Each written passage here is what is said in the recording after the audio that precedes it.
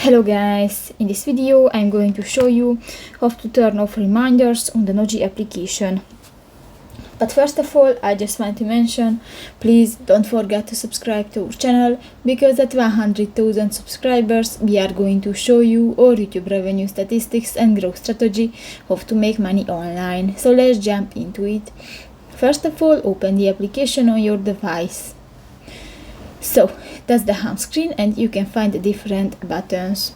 You just go to the lower bar and click to the third option, the settings, at the lower right corner of the home screen, and go to the first section, the general, and you can find the last option, the reminders, receive notification to study cards.